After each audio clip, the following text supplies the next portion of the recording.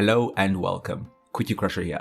Today we'll be going through some settings and sliders on FIFA 23. Now these settings and sliders are meant to make the game more realistic, to go away from the arcade fast feeling of the game and give it a more simulation feeling of the game.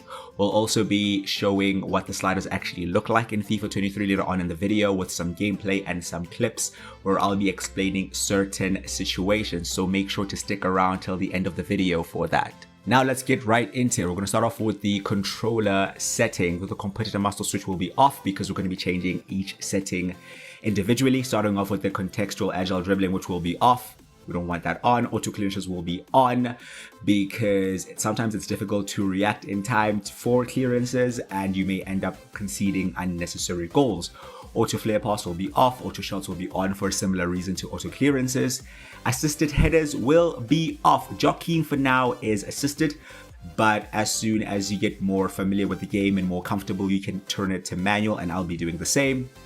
Defending is obviously tactical defending. Through pass assistance is on semi-assisted. No trainer. Time finishing is really down to personal preference. I have mine on and I have all the indicators on just to be able to, have more of an idea of what's going on the field. Auto switching move assistance there will be none of it. So you're going to have to manually change the direction of every player in every situation, which makes it even more difficult. The right switching will be on adaptive, player relative, and the ground passing assistance will be on semi as well. Shooting will also be on semi, and now this is where it gets a bit more difficult. Crossing will be on fully manual. Lob passing will also be on manual. Lobbed through passes, which is a new option in FIFA 23, it'll also be on manual. And save assistance will also be on manual. Analog sprinting is off, and yeah, that's the settings right there. Now we're going into more settings. I don't play with competitor mode nor player-based difficulty because it does take away from the realism. It gets a bit ridiculous and it looks like Ultimate Team. So if you're not that way inclined like I am, yeah, you want to stay away from that. In this specific game, we will be playing with 4 minutes. So that will, I guess, just give context as to the result of the game. I showed you the camera I play with there and just some certain visual settings if you are interested. I don't play with the radar on because of the camera setting I play with. I don't necessarily need one. So that's what we do there. Injuries and offsides are on, obviously. Bookings as well. Handball is on except for penalties, because if it's on for penalties, it gets a bit ridiculous. You concede a penalty in every game. Referee strictness is on strict, which is also a new setting. I have tried very strict. It gets a bit much, so strict it is. Now, the meat and potatoes of this whole thing, the sliders. Sprint speed and acceleration will both be on 46, lowering them down.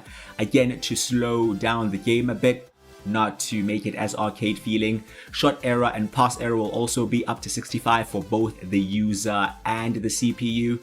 So for us, it's going to even be more difficult because our passing is already on semi, plus the error added onto it. The pass speed for the CPU is all the way down to 10, and this is meant to avoid all those situations where the computer just passes the ball around without ever thinking about the pass. It's just mindless passing, one-touch football throughout the whole team.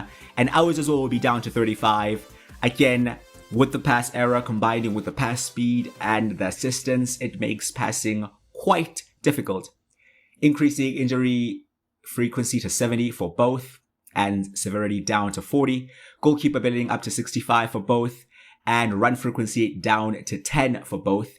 And now line length. Line length essentially is the distance between the sets of lines in the team. Like, for example, the defensive line to the midfield line and the distance between the midfield line to the front line. So it leaves less spaces between each line of defense. And that then means it's more difficult to play through the team because the teams are more compact. They don't necessarily sit deeper because that is line height. That determines how high or low the defensive line is, but length basically determines the compactness of the defensive lines. So that will be down to 35 for both the CPU and the user. And the fullback positioning will be down to 30 because what I found is on 50, the fullbacks are constantly overlapping and the teams with fullbacks and wingers all play the exact same. And this is just meant to give more of a variety. Some fullbacks will push up, some will not.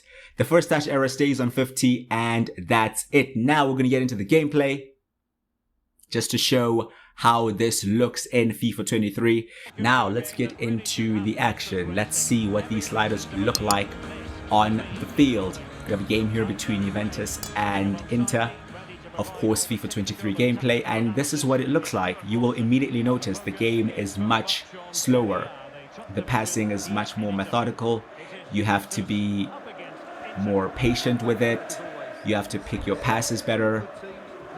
And build-up play actually matters, because what I found previously is you can just pass the ball with 2 passes throughout the whole midfield, and yeah, you're basically through on goal every time. You can see what I meant there by the line length.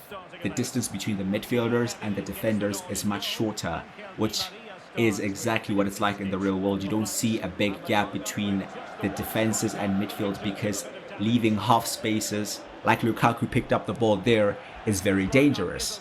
So that's what those sliders do as well. Like I said, it's much slower. The passes matter. You're going to find a lot of mistakes because most settings are on manual and all the errors have been increased. So finishing is going to get frustrating at times. Passing is going to get frustrating at times. And you just have to be sure with everything you're doing. So yeah, it gets frustrating, but it also gets very rewarding when something does come off, when you get that goal, when you get that beautiful pass. It means so much more. And there's a through ball there to Vlahovic, and he puts it away. And this time we score with our first shot on goal. Most of the times it doesn't happen, because if you've seen my career mode videos in the past, we miss a lot of chances. But this time, however, the shot is put away there, and it's 1-0. You're going to see some defensive actions as well, how it looks like defending, and you can see like how long it takes from the ball to go from one player to another. You have to get the weight of the pass correctly so that you don't have to wait for the ball. Like, players have to go to the ball. The ball does not automatically go to players like when it does on assisted passing and all these things. So you just have more control, and certain things can happen that don't usually happen on assisted. Certain shots, certain passes just aren't possible on assisted passing. Even the bad ones like that right there, that's a terrible pass, but that's what comes with it. That's what comes with it. Now, I just wanted to discuss my career mode for a bit here. Obviously, FIFA 23 is very new, just dropped, and I will be doing career mode like I usually do. I, however, am not entirely sure of the team that I'll be doing career mode with. I am, of course, still in the middle of a Manchester United career mode on FIFA 22. I don't know if you still want to see that, whether we should continue with that, finish that off. Should we do it simultaneously with a FIFA 23 career mode, or should we just move on and put it behind us? Let me know in the comments what exactly we should be doing with that. But my next career mode, I really want it to be a long-term one. I don't want it to be 2 or 3 seasons. I'm looking more 5, 6, 7, 8, like a long-term career mode. So whatever team we're gonna pick to do in FIFA 23, we're gonna stick with for most of the time. You can see the cross there from Sandro was not great, and it went to the keeper. So I'll constantly point out certain things in this game. But again, back to career mode. Let me know in the comments what you would suggest. I was thinking of maybe doing like Nottingham Forest or something, but their stadium is not currently in the game. It'll come in with a later update, and I don't know if I really want to be waiting that long to start my career mode, because preferably for me, I'd like to start one as soon as possible. So any suggestions in the comments, I will definitely reply and see what we can do there. One thing to note though, I'm not looking to do a career mode with like one of the best teams or one of the better teams in any league. I'm not looking to do one with like Man United again, or Chelsea or Arsenal, or some big team like Real Madrid, Atletico. No, I'm not looking to do that. If you know me well, I do prefer building teams from like the beginning. Yes, we are doing a Man United one on FIFA 22, but that was a short-term save. Like I said, this one is going to be more long-term. So yeah, I'm open to suggestions on that. And like I said, I'd really like to start as soon as possible. So if I don't really get many suggestions, I guess I'll just have to make a judgment call and just get one started, really. But that's basically the game. You saw how the sliders look in the game. Keep in mind though that this match was only a 4-minute match, so there weren't many chances for either team.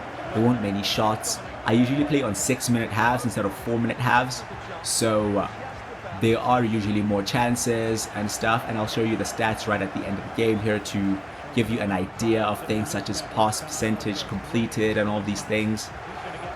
It does make the game much slower, you know, like it makes it more difficult to get that one chance, and if you don't take that one chance, you may end up regretting it. You can see the XG is very low.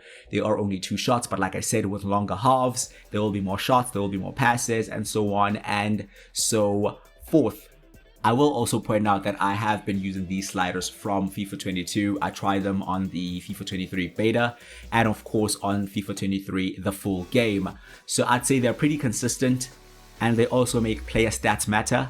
And by that I mean having a player with 70 passing and having a player with 90 passing really does feel different. You can feel the difference, especially in the longer passing stats.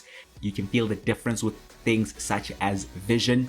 Certain passes are just not possible for some players, and that's exactly how it is in the real world. So I do hope you try these sliders and let me know what you think. You can of course modify them to fit your needs. Like I said, they get frustrating.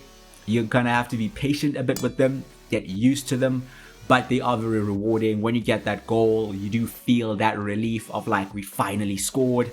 Or when you get that amazing pass or that amazing assist, it does feel amazing, and it's not just mundane. So that's what it does. Anyway, if you have enjoyed this video, please drop a like on it and consider subscribing. I would greatly appreciate that. Like I said, for the next career mode, let me know your suggestions for a team to do a career mode with. I've been Quinty Crusher, and I'll see you guys next time.